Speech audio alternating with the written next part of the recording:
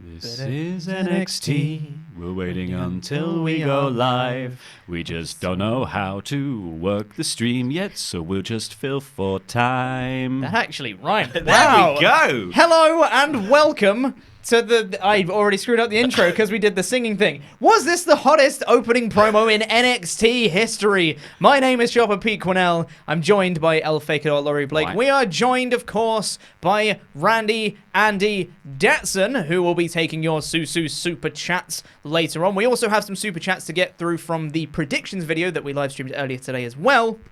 But first, we're going to be talking about this week's episode of NXT, where we might have had one of the hottest opening promos of all time. I really loved this opening promo. I think it was maybe not like the hottest opening promo, but incredibly hot crowd.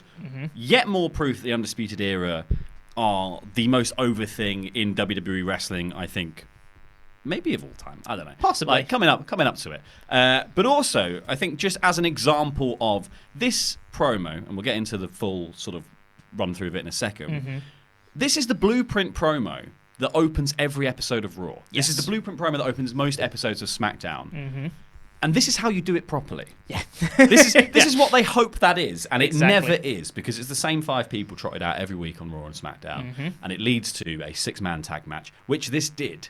But this felt like it had gravitas, and it had like a reason that everyone was there. It wasn't just a procession of people going, "I want to be the champion." Yep. It was everyone felt like aggrieved or actually storyline-wise invested in having a match. Exactly. Today. And I think you made a great point there, when this is what Raw and SmackDown should be. But the problem with Raw and SmackDown is that they don't have a storyline reason to do it. They're just like, we want a 6-man tag match because we want something slightly different from last week, even though it's the same people involved. Whereas this, you never really see a 6-man tag on NXT. And obviously this has been bolstered by, this is the first time that Adam Cole has been seen on NXT since he won the NXT Championship. So that already makes the crowd hot. You know, first time we've seen him as champion, as NXT champion, I should say. Yeah, and then on top of that, they, during the promo, we'll get into what they actually said in the promo itself, came up with Undisputed Era being super duper cocky. It was awesome. It was top tier Undisputed Era. Looked really cool doing it. Came out, did their full entrance, new t-shirts, yellow with black instead of black with yellow. Subtle face turn, maybe. Yeah, possibly. And then Adam Cole just gets the mic and just says, "Told you so." And I was like, "Oh, you are so bad but so good. I love you." And he said that he talked about Undisputed Era being draped in gold in 2019, which is exactly what he promised. And he said, "This is the start of us fulfilling that prophecy." And we don't start at the bottom and hope our hard work takes us to the top. No, we start at the top and we take out the biggest guy and we work down. And I was like, that is awesome. Like, that's so cool. And it's such a nice, like, character beat for him as well, because he can brag about it as well. It was so cool. It's and a good reframing of the recent troubles that the Undisputed Era have, and obviously like the issues around NXT in terms of getting pilfered and bookings and injuries and stuff. And this was a great way to sort of go, well, we were kind of hamstrung to take over 25, what we're going to do. It was a great show, but this is a great way to repackage and reframe the past to make it seem really important now. Yeah, absolutely, yeah. And then he went on and just said, starting with the NXT Championship, they're going to remake the NXT universe in an undisputed image. And then they played a video of the NXT intro, but it was redone with just Undisputed Era clips. And it was the greatest thing I've ever seen. And I want that to be the actual intro for the show. They played the full thing as well. I love the fact it was like the full one. Yeah. And then it was so great. It showed all of the highlights as tag team champions and North American championships and all of like the best moments, the highlight reel of Undisputed Era in NXT. And then it came back afterwards with came back after an Adam Cole baby. Do you have something to say? Yes, apparently there's a background buzzing. Is anyone's phone on? Mine's nope. not. Mine's not in the room. Okay. Well, we're sorry for that. Don't really know why that's happening. I will. Might be because the mics are unplugged. Double check that. How loud is the buzzing? Yes. Is it unlistenable? It's just people just saying it's a background buzzing. I don't know exactly. I have no idea what that could be, but I hope it's not too bad. So I guess we'll just carry on. Yeah. Turn that off. Why not? Yeah. It might be the mics. But anyway, we'll carry on and hope it's not too bad. And if it gets too bad, I'm sure Randall will tell us. Yes. But straight after they come back, after that video that they play, they're all kind of hugging in the ring and it's like, yeah, lads, etc. And then Kyle O'Reilly has an amazing line where he just goes, oh, it's nothing, guys, just someone I put together last night. It was like, oh, God. He gets thank you, Kyle chants. And then Adam Cole takes over and says, that is why we run the place. We have all the power and clearly access to Adobe Premiere Pro. Of course. He said, this is a message to the tag team champions and the North American champions. I want you to shine up the titles real nice so they look pretty for Bobby, Cole, and so Bobby, Strong, and Kyle. Yeah. It's really funny. So good. It's such a great promo. But then, and then just, so the very last point in the promo that he starts making, he says, this is the Undisputed's era now. We've, no one's going to tell us what to do once we have all the titles. Not William Regal. Not Triple H, which feels like building towards, to me, like what would be an amazing storyline, like to have the Undisputed Era fully take over NXT and start to build it in their image, because then you can have a gang of baby faces or whoever rise up and fight against them for the rights to sort of control NXT, and that could feed into the faction warfare thing we were talking about last week with the Forgotten Sons. I don't necessarily think they're the faction to do that, but some other conglomerate of baby faces could be a really good stand, like four guys standing off against the Undisputed Era. Yeah. Maybe 4 fresh guys as well, like Absolutely, as a sort of like build up some of these new talents from the Breakout Tournament that we're going to have. I mean, I wouldn't even be opposed with them, with Undisputed Era gaining a new member, perhaps a woman, to try and take over the women's division as well. So then they really have control over the entirety of NXT. Yeah, that'd be really There is cool. no section that isn't Undisputed Era branded. You know what I mean? And I think that would be a great way to kind of build the whole show around this one faction. And I know it's been done before with like NWO and stuff like that, and I wouldn't want them to gain another 20 people or anything like that, but I think if you keep it at 4 or 5, maybe 6 at a push, I think that would be amazing. Well, you don't play it out too long. I think that's the thing. Is like absolutely. The payoff for this, you shouldn't be like, we're going to do 2 years of Undisputed Era on top, because that's boring and it stifles the whole thing. Like Shayna Baszler being women's champion has stifled that division, seemingly. For sure. Anyway, so Cole says that, and then out comes Velveteen Dream, who interrupts by being overtly sexual, again, as always. Calm it, Dream. Because Cole had said nobody will be able to touch them when they have all the titles. Yep. Dream says, I want to touch you. Let you calm yourself, Dream. We're on a family show. Yeah, and then so Strong says that Dream doesn't deserve to stand in the presence of the Undisputed Era. Dream says he wants the NXT Championship as well as the North American Championship. This all prompts Matt Riddle to come out, who is also being overtly sexual. And Matt Riddle comes out with so much swagger in this promo, right? He comes out and says to Roddy, how hard did I hit you at TakeOver? Because you must be confused. I beat you at TakeOver, Strong, and baby, I'll beat you too, bro. So it's just this amazing moment where like Riddle just seems to have a counter for everything they're saying, because they also stop having to go. Like Cole jumps in and starts trying to like put him down, and he goes, "No, I know. I'm ridiculously good looking." And a stallion. And he says this, he gets this huge cheer, and he's just looking around, and then he just leans over and fist bumps a guy in the crowd. It's such a good moment. He's amazing. I love Adam Cole's response. He did this during the build to TakeOver 25 with Gargano as well. After Riddle said his stuff, Cole just comes and goes, "Shut up, Riddle, you moron!" It's just such a good line. But then he does have a really good comeback where he says, like, you're jealous because every championship opportunity you've ever had, you've dropped the ball. I've held every championship in this company. Roddy has had tag team gold. These guys have had gold. Like, we've all been winners. You're a loser. Maybe you should go back to feuding with Attitude, writing reviews of Attitude Era wrestlers online. That brings out the Goldberg chants. But it also brings out Tyler Breeze. Tyler Breeze pops out, and he says he was in the back listening while he was having a chat with Mr. Regal, and he doesn't care who's undisputed. He doesn't care who's the most good looking. It's him, by the way. It's definitely him. And he says that the only thing that annoys him here is the fact that everyone's talking about being the future of NXT and taking credit for building NXT to where it was. And he was the guy who did that. Which prompted the crowd to start chanting OG at him, which I thought was amazing. And he it's a good point. He wasn't just there for the sake of it. He literally came out and was just like, you guys are talking about like rebuilding NXT and like the Undisputed image, but like this is my NXT. This is my home. This is the place I built, kind of thing. Which made it made perfect sense, and it just fit in with everything else that had just happened. And yeah, that led to a 6-man tag match player. Yeah. But like, it made sense for everyone to be there, and it made sense for everyone to have a problem with the Undisputed Era. Yeah. So it worked perfectly. But so I think it was that thing of like, you know, I think normally these promos on the main roster specifically are built around the pops, right? So it's the pop for the music and the pop for someone coming out, and then they sort of just mumble their way through. Yeah. I want this belt. I blah, blah, blah.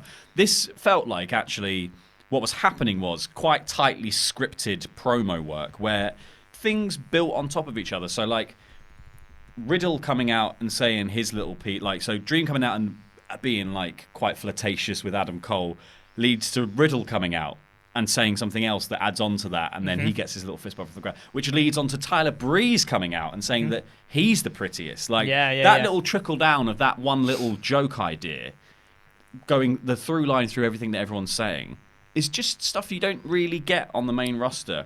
And the same with the Undisputed Era. They had a counterpoint to everything everyone said. And it's so smart to just have something like that to fall back on, where they can just go, look, well, Dream, yeah, sure, you might be the North American champion, but we're this champion and we're coming for that. Riddle, you've not won anything. Breeze, you went away. Yeah. Quite simply, you went to Raw, you failed, you came back, whatever. Like, exactly, yeah. You know, it just makes a lot of sense to have all of that feeding into this promo. And then to set up what is a really hot tag team match for later in the show. Like, there was nothing about this that just felt like everyone's just been chucked together. All three of the baby faces yeah, are super hot in this trio. They've all kind of rotated around each other's orbit as well. Like, so there is actual friction between all of them there, but they also all sort of get on. They've all got mutual respect for each other. And the Undisputed Era, this amazing over unit. Yep. Yeah, it was the perfect way to start a show and the perfect way to showcase your new NXT champion and all the people that have a problem with that. Yeah. It instantly builds feuds that you can go any direction from in here. Because you could do Cole versus Riddle from here. You could do Cole versus Dream. You could do Cole versus Tyler Breeze. And all three of those were set up instantaneously in one promo at the start of one show. It's great. The only other thing I would have thought about this match is the only other setup for this match I would have done would have been Dream and the Street Profits versus that would have been good. O'Reilly, Fish, and Strong. I think O'Reilly still messed up from TakeOver 25. Possibly, seemingly. yeah. Didn't take his shirt off. Didn't really get involved. I think his back's probably still in stitching phases. Yeah.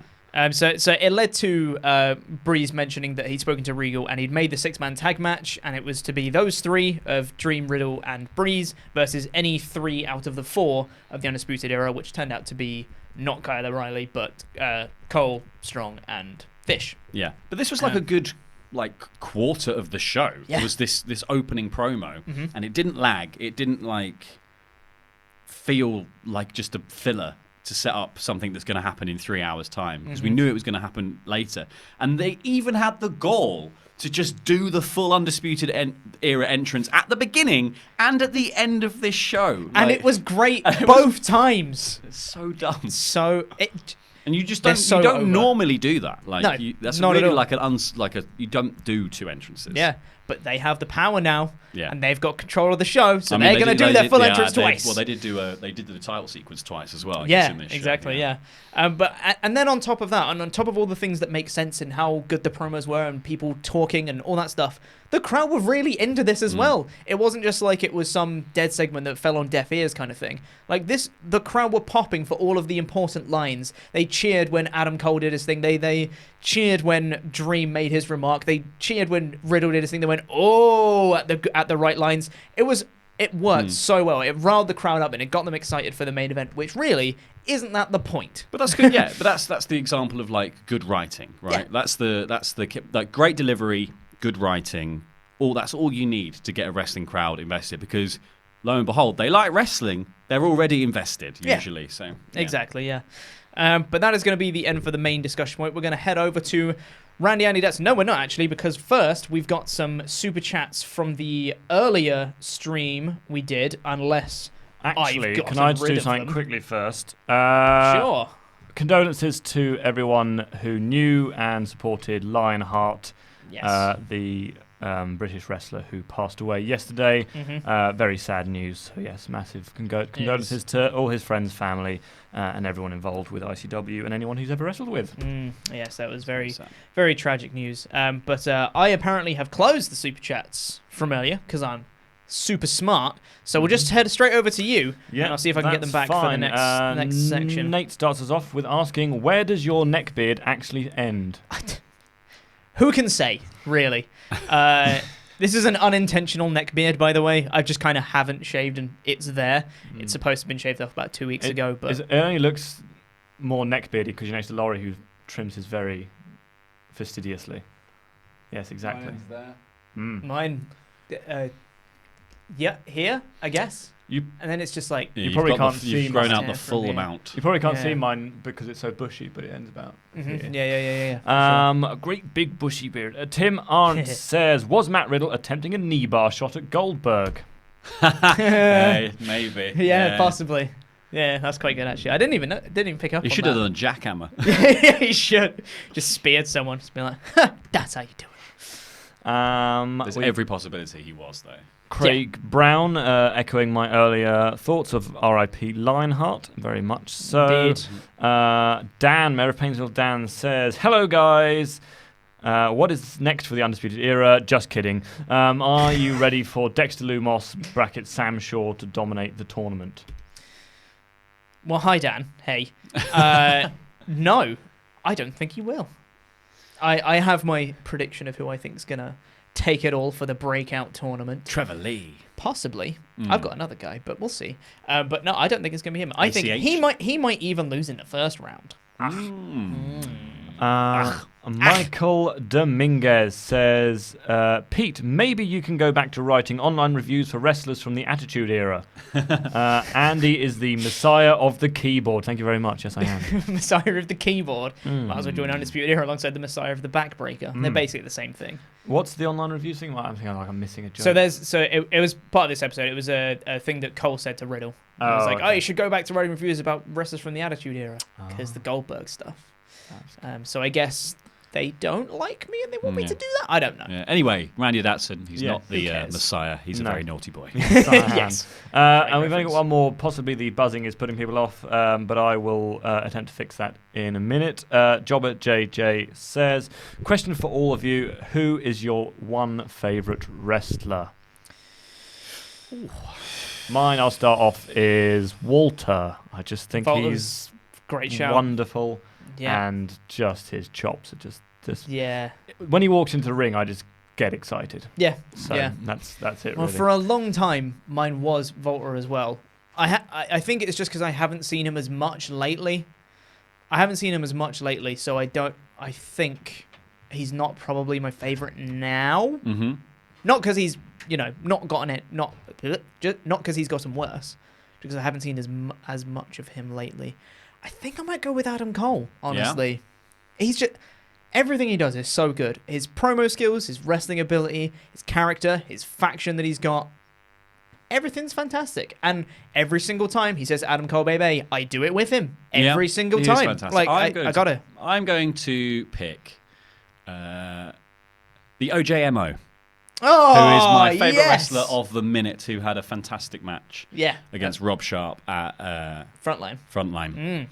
That was he seems to be a very hot up-and-comer. He does, yeah, very much so. And was it amazing match, amazing selling, really good stuff. It was fantastic, yeah. But it will change next week, so. Yeah, ask me again next week. It's fine, I'll pick a new one. Yeah. Anyway, thank you very much for your super chats. We're going to get into the rest of the show and we'll have some more super chats later.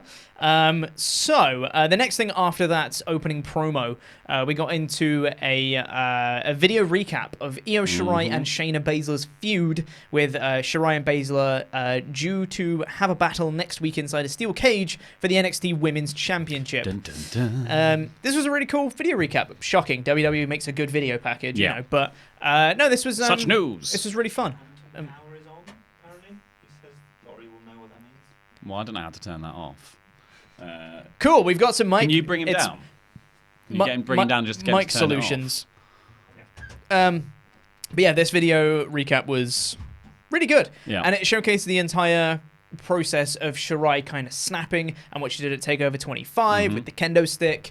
And it showed kind of the whole arc of Shirai starting out as just being like, I want the NXT Championship. Yeah, go me. And then eventually she just got more and more worn down, and seeing Kairi Sane get hurt, and then she got more and more worn down, and eventually she snapped, and now she's gone a bit crazy, and now they're going to be locked inside a steel cage. And like on last week's... no access to kendo sticks. No access to kendo sticks. Well, that we know of. That we know of. They can fit through the bar. You can have hundreds of them. It'd be like a game of Kaplunk.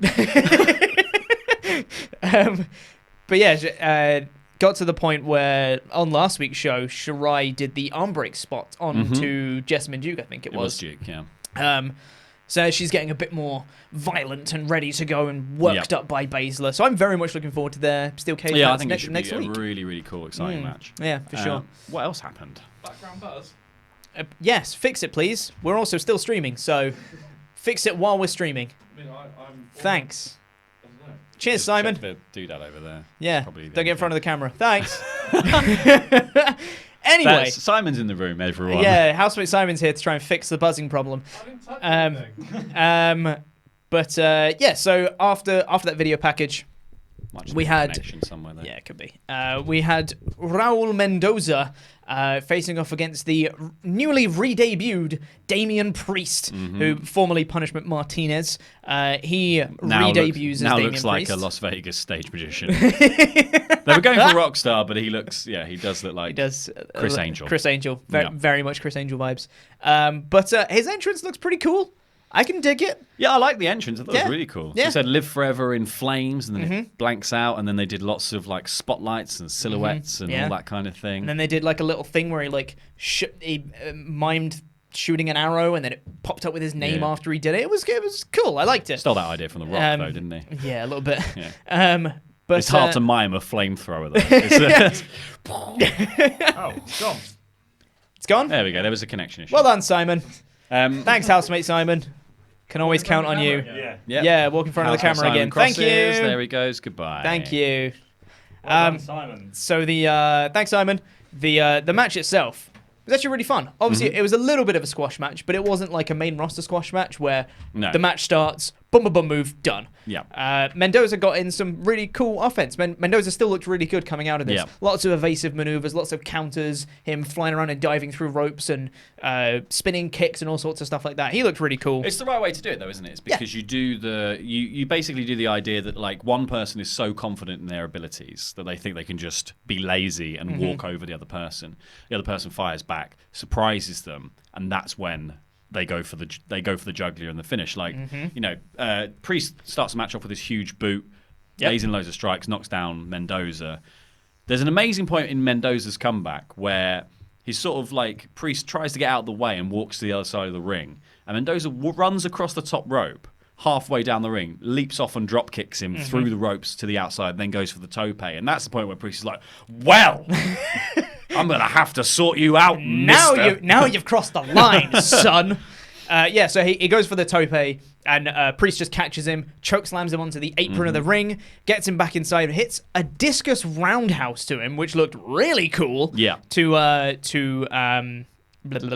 Mendoza.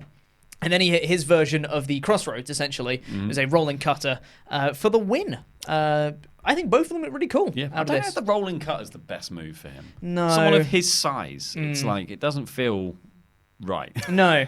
I feel like... The discus boot was cool. Yeah, discus boot was rad. Really like that. But the crossroads, I'm not super sold on. I don't know whether it was just like because it was a bit mistimed that it didn't look right, and maybe against a different opponent or on a different day it would look a lot better. But I feel like he could have basically lifted up Mendoza and then done it. Like, Yeah, I don't know. yeah, There's something about it that just looks it's a bit too DDT-ish for a big guy. Yeah, a little bit. But maybe you need something like a power bomby or a choke slammy type thing. That might work better. It was a very fun squash match, though. I think it was a really good way to put over Priest. I'm assuming they'll put him into a couple more of these, and then do a Keith Lee and forget about him, probably. Yeah, pretty much, yeah. no. Or put him in a feud. Slightly too many people in NXT at the moment. Yeah, put him in a feud with Keith Lee.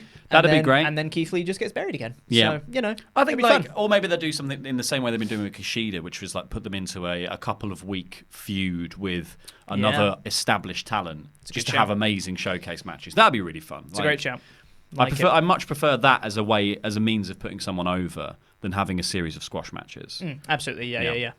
And then we cut backstage to William Regal, who announces the NXT Breakout Tournament.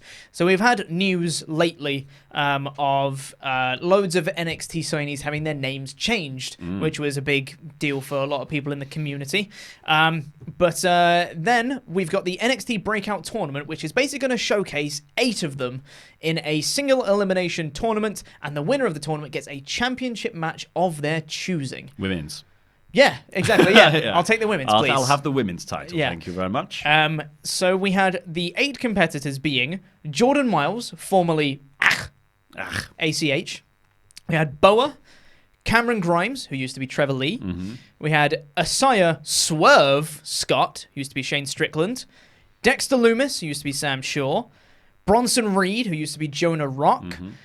Angel Garza, or as William Regal said, Angel Garza. Angel Garza. Who used to be Humberto Garza. Angel Garza. Angel Garza. And then Joaquin Wilde, who used to be DJ Z. And interestingly, when they announced all these guys, they actually had their formerly known as names on the screen as well. Oh, yeah.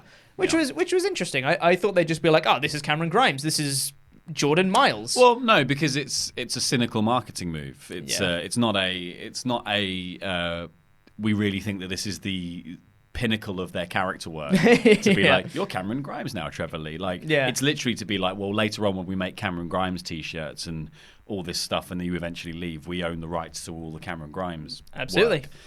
So yeah, you'd obviously say formerly known as Trevor Lee, because who's Cameron Grimes? Who's Jordan Miles? Yeah.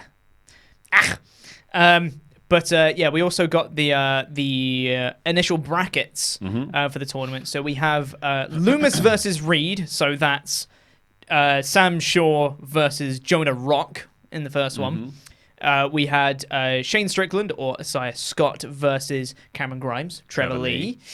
We had Garza versus Wild, so Garza versus DJ Z, and that starts next week. That's going to be the first match that they'll do. And then we have Miles versus Boa, so versus Boa in the first round. What do you think of the Breakout Tournament? Who do you think is going to take it all? Do you know what? I don't know. I'm going to say Cameron Grimes. Yeah. Just because I think Trevor Lee's fantastic. He is very, and he's very very good at flipping water bottles. Amazing. I have hopes that Bronson Reed's going to do well. Jonah Rock. Oh, I really like Jonah Rock as well. He's fantastic. So I think he might do well, and I think he's going to beat Sam Shaw, a.k.a. Dexter Loomis. Yeah, I think ACH might go far as well. ACH should do very well. I mean, all of them are really good, honestly. Yeah. I haven't seen all of them wrestle, but I've heard very good things about the people that I haven't seen.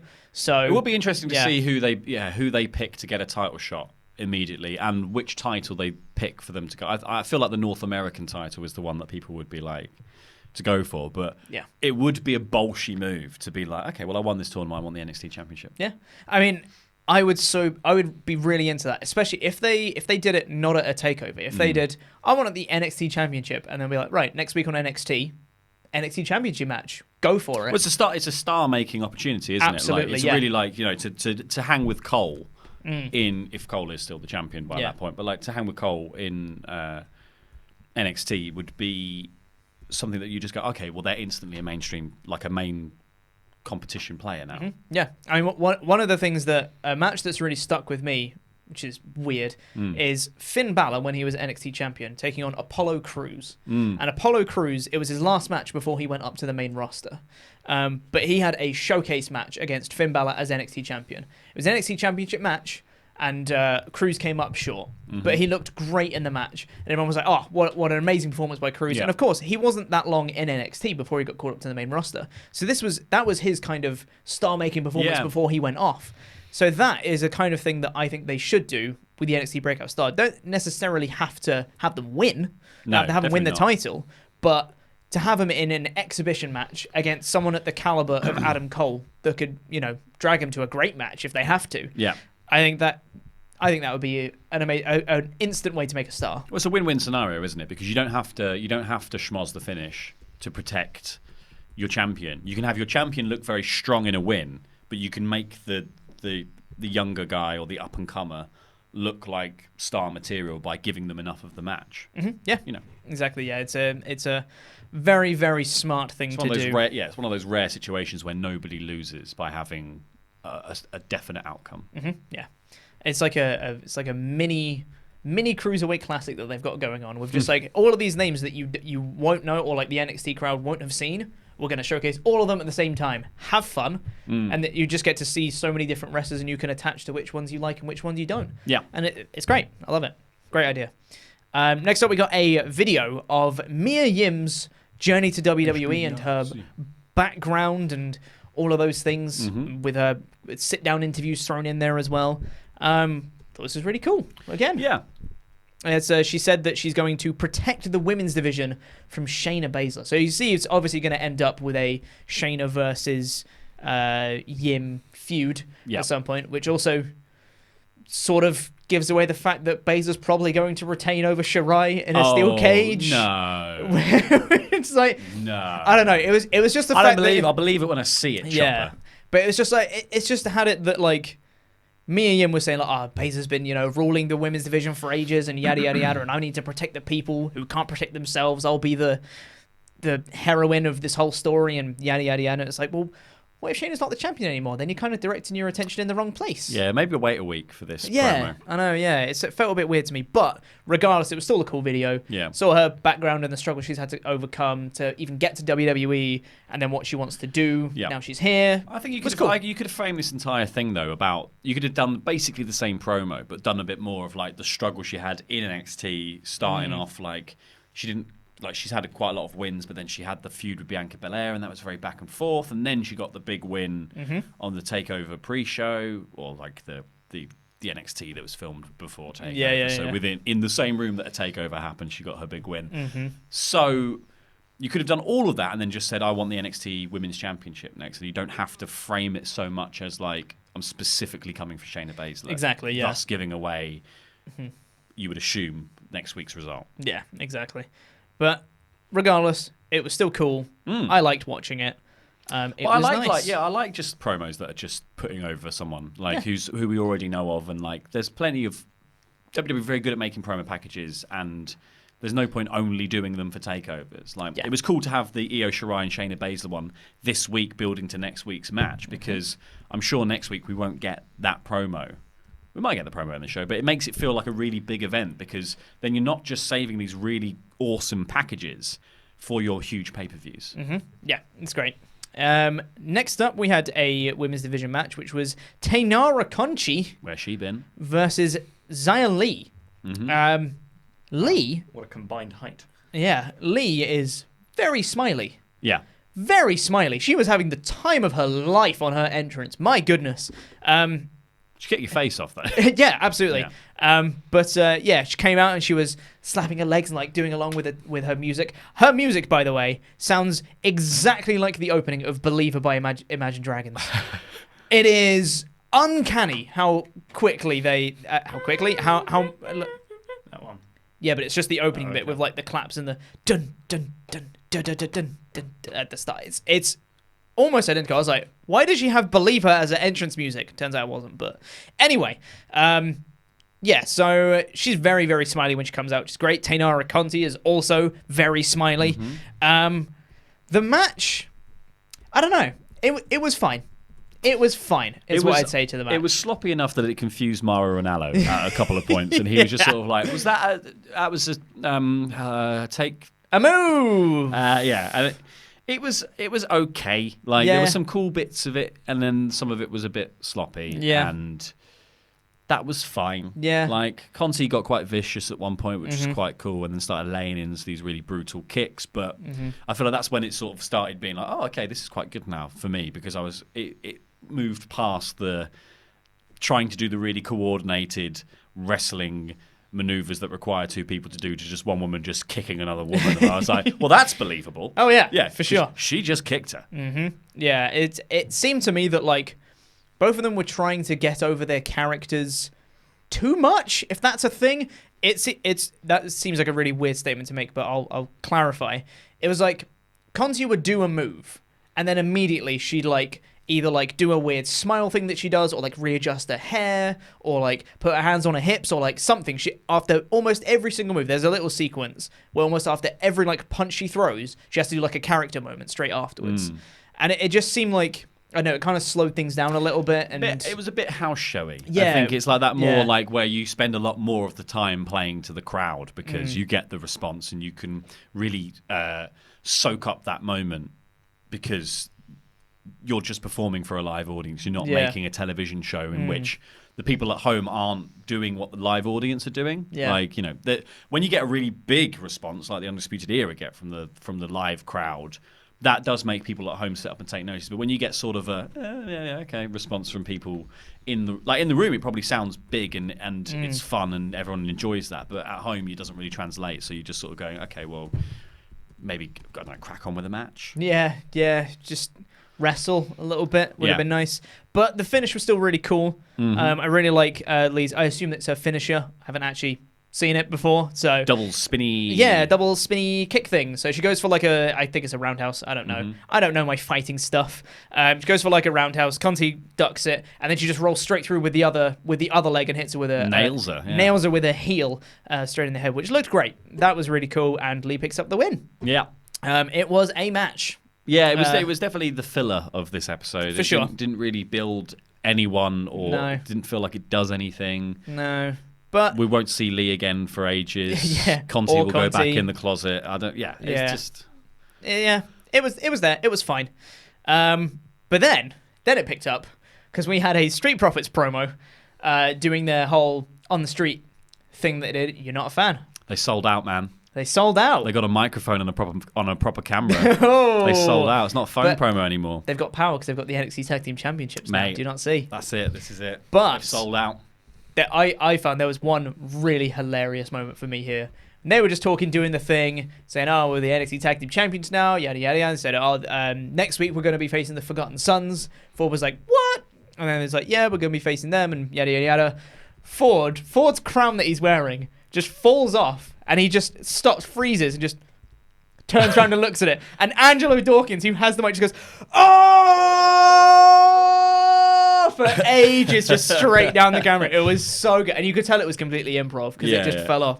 It was just so perfect.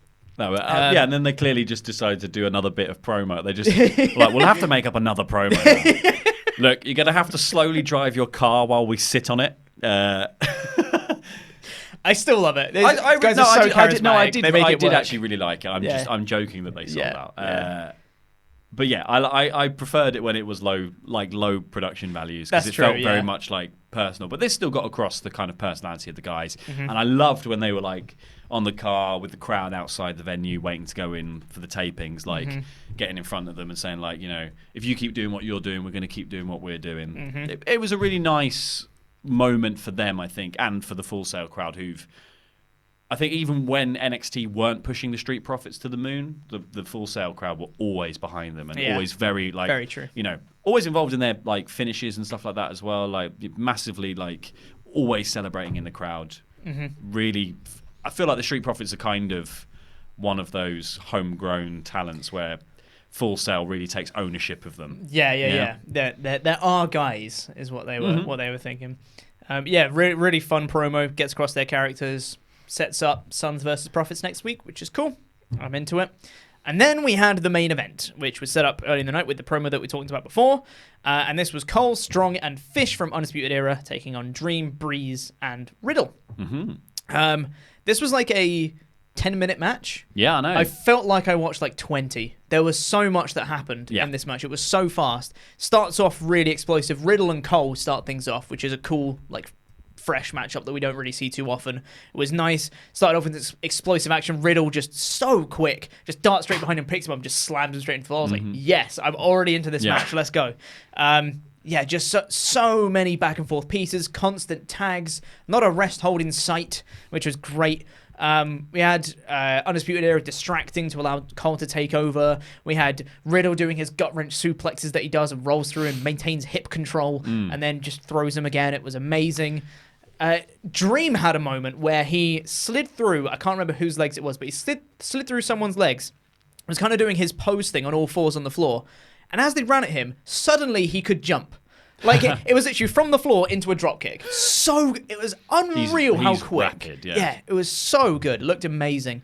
Then, you had Bobby Fish in with Velveteen Dream. Dream goes for a lion salt while staring at the other members of the Undisputed Era on the apron. Mm-hmm. And as he's kind of looking at them, he goes back. And I don't think he realized where he was aiming, because he goes knee first into Bobby Fish's face. Oh, it was hard to watch. It was really harsh landing on that, which Bobby Fish ended up getting a black eye off it, which the commentators played up later in the match when they got confirmation that that had actually happened. Yeah, that was hard. That was a hard landing. But still, it was cool. It was just a really awesome showcase match of like, these are all the top guys. Yeah. Watch them all do crazy stuff to each other. And it was just, there wasn't really a hot tag in sight. There was a little bit of like the Undisputed Era working someone over. The baby faces just through raw ability, fight back, take control again. Yep. Undisputed Era, bit of distraction, back in again. Yep. And that just went back and forth the whole way through until it was the baby faces who let themselves down. Yeah, absolutely. Because it came to a point in the match where Tyler Breeze was running wild. It was the closest thing they had to a hot tag in the match was for Tyler Breeze at the end here. It was kind of coming in, forearming everyone, hitting drop kicks and all this crazy stuff, and he was going wild. And he manages to get one of them on the outside, and he was about to go off the ropes to go for a dive. He hits the beauty shot, doesn't he? So he hits the beauty shot on Fish, I think. And then as he's pinning Fish, Strong drags him out of the ring. That's right, yeah. And Breeze goes straight into trying to do a tope. Yeah, exactly. And as he's bouncing off the ropes is when Dream tags himself in on Breeze, obviously playing off their tension at TakeOver 25. And and then Breeze just kind of be like, what the hell, man? Why'd you tag yourself in? They kind of have a little scuffle back and forth, which allows Strong to come in out of nowhere, hit a running knee onto Breeze, who falls into Dream, knocking him over as well. So then Strong picks up Dream, hits the little suplex backbreakery thing that he does. That one looks rad, and then pins Dream to win. Which was really cool. So the North American champion just got pinned, which potentially sets up a Strong Dream title match at some point, which is great. Pinned by the Undisputed Era member that wants that belt. Exactly. It's great, which makes so much sense. Yeah. The Undisputed Era get a win straight after Adam Cole won his championship belt, so that's also great. You've got more tension between baby faces, so they're not all just like, we love each other, we're great. You've still got tension between wrestlers, which is fantastic, feels very more fleshed out. This was great.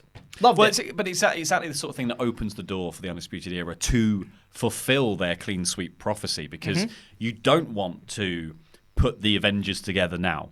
Yeah, exactly. This is the thing. You want to give them a reason to put their differences aside and come together, and you want to play off the fact that they have these differences now to keep them from stopping the Undisputed Era basically taking over NXT. And then, once Undisputed Era have taken over NXT and you are in the darkest timeline for the likes of Matt Riddle and that lot, that's when you want to build to everyone coming together and trying to get the belts off them. Yeah, exactly. Almost like a Nexus storyline where they just got to grab people and just try to stop them in any way they can. Yeah. But better. But better, yeah, exactly. Sans Cena. Yeah. But there's so many little moments in this match that I absolutely loved. It was like little things like Riddle repeatedly was trying to hit German suplexes onto Cole. And Cole just kept countering it and was like hitting his hands away and like elbowing him and trying to get out of it. And eventually, Riddle just goes, fine, I won't do it. And he just spins back as a ripcord knee instead. I was like, that is just so good. It's just little things like that. I was like, that's such a good, nice spot. Riddle is insanely powerful. Hits a fisherman suplex without Cole jumping, just kind of lifts. Yeah, just straight up. We're going for this move now. Whether you like it or not. You're coming with me. Yeah, I literally just started writing notes. I was like, lots of stuff happening because it was just spot. After this, it was like a supermodel kick, double axe handle to the outside from Dream, and then O'Reilly manages to get up and distract the ref, so Undisputed Era take control again. I was like, this. I was struggling to keep up to That make was my the thing. notes. So when I saw there was 14 minutes left of the show, and then they still did full entrances for everyone, I was like, oh, okay, this is just going to be like. I thought this was just going to be like one and done, sort of. Oh, this is. I knew the end already, so I was like, maybe this is just going to be really, really quick. Yeah, or instead an angle more instead than it was a anything. 30-minute match in 10 minutes. In 10 minutes, exactly, yeah. Yeah, this was really, really fun, really fast. Got everyone over. No one looked bad coming out of it. No. It was perfect. It was perfect. It was a really great way to establish the new Undisputed Era with their NXT Championship and the power they've got now. Yeah, and it is like I said, it is the right facet of the Undisputed Era versus everyone else angle to play off. Undisputed Era, team for years, very cohesive. Everyone else a bit too egocentric. Brilliant. And that's all of their characters as well. Well, not so much Matt Riddle, although he did have the line earlier on. Yeah, exactly. He's very confident in himself. And then you have Dream, who's obviously very egotistical. That's basically his entire character. Yeah. And Breeze, who's Prince Pretty and is very egotistical, comes down with a phone taking selfies. Obviously very egotistical. And those egos clashed in a match against a very cohesive team, so the cohesive team won. Yeah. It just makes sense. Oh, they did very well to make Riddle seem a bit more like ego-driven than before in this. Like, they had him start the match he pushes Dream and Breeze out of the thing. Goes, I'm beginning this, mate. So like, get out. Exactly, yeah. And I love that Cole started the match as well because it makes him, especially since he had the match where he didn't have Undisputed Era come down at Takeover 25, and then he starts the match. It makes him feel less like a cowardly heel now as well, because that was always his character before, was that he didn't really want to fight and he'll sneak his way into various he's a things leader and stuff. now, yeah. But now he's like, I've got the NXT Championship, I can do anything. And he believes in himself now, and he's like, you know what, guys, I've got this. I'll start this match. Don't you worry. It's a tiny little moment, but it just builds so much more character. Well, he's holding the proof that he's brilliant, isn't he? Like, exactly. And the same as he said in the opening promo, I told you so. He's like, exactly. I have fulfilled the prophecy now. I know. Yeah. I'm the chosen one, the messiah of the not NXT, the backbreaker. The messiah of the NXT. The Messiah of NXT, yes. The Messiah. The Messiah, yes. But that was NXT. Randy Andy Danson, have we got some more super chats? We have Chat from Sue. some, yes. Cool. Who were your favourite wrestlers earlier? I left before you. I said Adam Cole. Oh, nice. Yeah. Said the OJMO. One match. Nice. Let's have a look who's to start. John DiPietro, who is Randy Danson's number 2 fan. Nice. Says, name change, housemate Simon is now Hyman Simon. Hyman Simon. Hyman Simon. Sure. Housemate Hyman. He Housemate sure Hyman. is, and he saved everyone earlier. He did. By doing something. We don't really know what he did. But Don't- he just, I don't think he he knows what he did. I think he just pushed the cables in more. Yeah, it's probably that. Jobber JJ asks, what would your wrestling name be? This is a question for all three of us. Pete, you go Wrestling name. first. The Dot. The Dot Pete Quinnell. I don't know, honestly. Like a nickname? Or like just So use your real name and then come up with a nickname. So I'll be Chopper Pete Quinnell. Come on now. Yeah, I would be El Fagin or Laurie Blake. If I was playing off Laurie Blake, I'd be Laurie 18-wheeler Blake. I guess I'm just very Randy, good. aren't I? Am I just Randy Andy Datsun. Yeah. That's actually kind of fitting. Yeah. Tomo says, Tomo? hello, fellas. Hope you guys have an amazing day. Hope the thank SWAF you. Nation does as well. Thank you, Tomo's been Tomo. Very kind, yes. I hope I have a good day too, though it is 20 to 4, so most of my day is over at this point. But yeah. It's very hot in here as well. Sweaty. Tom Ball says, I have a job interview tomorrow. Wish me luck. And it's at Aldi, I found out. Good luck luck. with your job interview. Hope it goes great and you smash it out the park. Told him to name drop me. No, Yeah, of course. Don't do that. Just tell them everything they I've want to hear. You'll get fired before you get hired. I've shopped in Aldi before. They know. Yeah, of course they do. Michael Dominguez says, I noticed Laurie wears P&Co. What's I that? do, yeah. Oh, yeah. Pete's nickname is Chopper. So do you all ride motorcycles too, or what? Going to NXT Live tonight, Riddle versus Cole, baby. Nice. I'm Riddle afraid of versus Cal. motorcycles. Yeah, I've never ridden a motorcycle in my life. Nor do I plan to. Yeah. Pete's feet can't reach the pedals. So true. the Chopper name actually came Pedals. Yeah, because you rest your feet on. They're not pedals. What do you call them? Footrests. Footrests. Yeah. I don't know. Yeah. Motorbikes.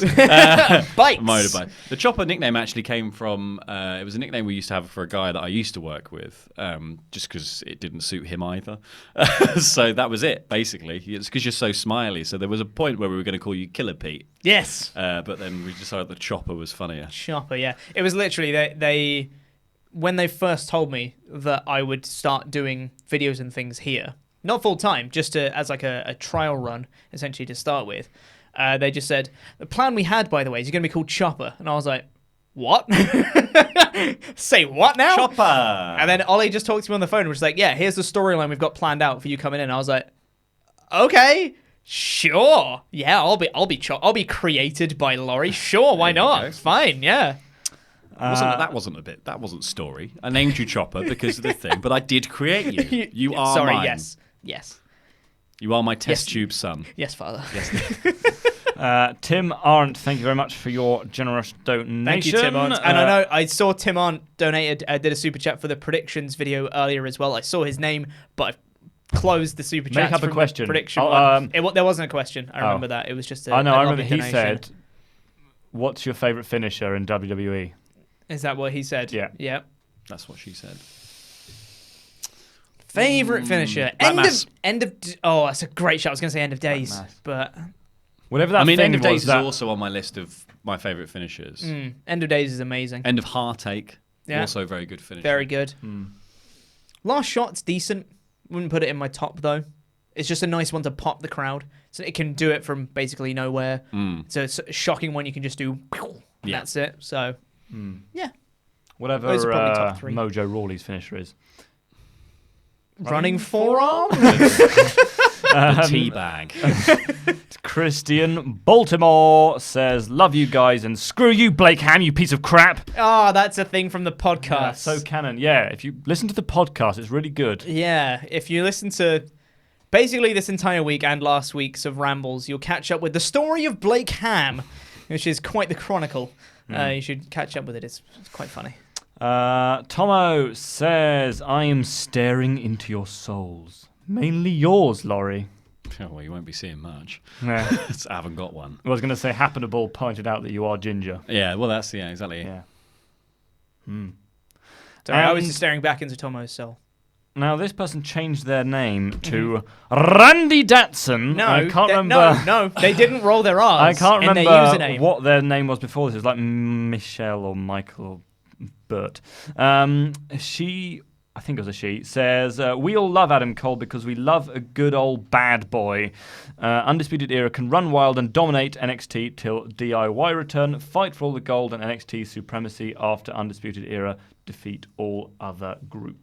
Wow. That'd be cool. Don't know how long you'd be waiting for DIY to return, though. Like, That might be a while. it's at least a year. for My Champ, prediction is surely. that Gargano loses again at Toronto and then goes up to the main roster anyway, so I don't think there's going to be another DIY. You think he's going to go up to main roster?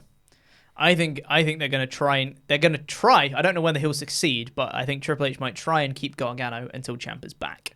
At the very least, until Champ is back. Maybe they just take him off telly for a while. Yeah. Put him on training or something, Yeah. and then bring him back in just before Ciampa returns. So you can get the double kind of pop Or there. Tell Vince yeah, he's at the same injured. time. Yeah, Oh, yeah. that's a good. Yeah, perfect can't idea. can't do it. He's injured. Yeah. Send him to Birmingham quick. Broken He's all of on his legs. vacation. I'm so sorry. Yeah, what a shame. Yeah, no, I'd very much like to see that. And Vince is over his dalliance with stealing NXT guys anyway now. He's like, he doesn't know what to do with the ones he's got. Exactly. We've got another chat. I've got two more chats. Firstly, Nick Hill says, "Nothing but thank you very much, Nick, for Thank your you, Nick. donation." Thank you, appreciate it. And Tim Arndt is back in to say, "My favourite finisher is when Raw finishes its third hour." Hey. Shots fired. Sick. So that Sick is burns. shout-outs. Well, thank you very much, Randy Datson, and thank you all for your lovely super chats and for coming and watching today. Click the videos that have just appeared on the screen to be taken to even more Wrestle Talk content. Forgot about doing Patreon shoutouts. Thank you, Randy, which we're going to do now. Don't click the videos because they won't be there. There are no videos. First, we're going to do a video. our Shh. Patreon shout-out. This is for our mine's deleted. I need to see yours. $25 and above pledge hammers. So thank you very much. They are only known as #TeamLol. Woo, yeah. Cheap pops. Thank you to Robert Spencer. Period. Woo, yes. Thank you, Robert B. It says Ryan, doesn't it? Definitely says Ryan. Ryan B. Bad. No rolling your R's, Randy. And for these. No. Thank you to you son of a bitch, Tyrell Reeve. Thank you. Thank you to Shower Lurker Jacob Bates. It's a Psycho psycho reference. reference. Yeah, It's a psycho it's weird. reference. Yeah. Thank you, King George No, Phillips. that's not even a place where you roll your R's. Thank Stop you, it, King but thank George you. Phillips, but Thank you. Screw you, Randy. Yeah. The Chronicles of Stefan Riddock. Riddick. Yeah. Woo, yeah. The King of Chaos, Thane Krios. Yeah. Whoa, what was that? Lovely. I can do what I like. And Hallamania, Patrick Hall. Stop it. Thank you very much, everyone, for your support on Patreon. And thank you all for watching today. Now you can click the videos that have just appeared on your screen. where did they come from? To be taken to even more Wrestle Talk content. And you can press this button here to become a pledge hammer on Patreon and get your own shoutouts on the Wrestle Rambles. I've been Chopper Pete Quinnell. That has been El Fakador Laurie Blake. With us has been Andy Datson taking your super chats. And that was Rambling.